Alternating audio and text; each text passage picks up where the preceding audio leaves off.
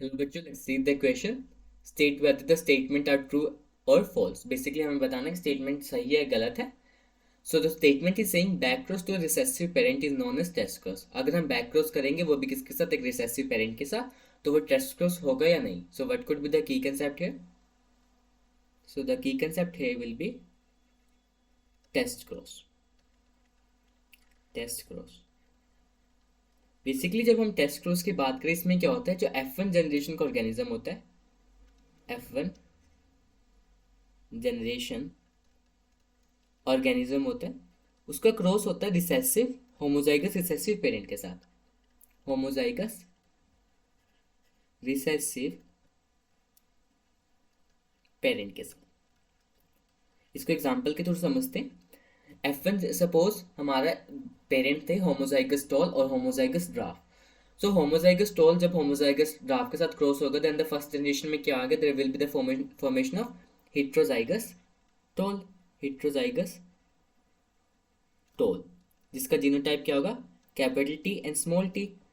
Whereas when we are crossing it with the homozygous recessive parent, तो उसका genotype होगा small T small T. Gamete formation की बात करें, गैमेट्स क्या क्या बनेंगे? In the case of heterozygous tall the gamete will be capital T and small T, but in the case of homozygous recessive the gamete will be small T. अब इनका cross होगा, so what could be the formation?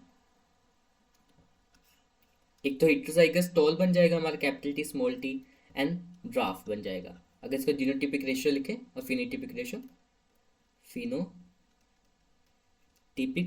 Ratio and genotypic ratio, geno genotypic ratio, genotypic ratio. तो phenotypic ratio किसकी होगी? हमारी toll की ड्राफ के साथ। सो वो टॉल कितने हैं, एक, और ड्राफ भी एक, तो 1:1। जीनोटिपिक रेशियो होगी हेटेरोजाइगस टॉल की किसके साथ, ड्राफ के साथ, होमोजाइगस रिसेसिव ड्राफ के साथ। सो इसके भी 1:1। सो हम फिनोटिपिक रेशियो निकाले, जीनोटिपिक रेशियो निकाले।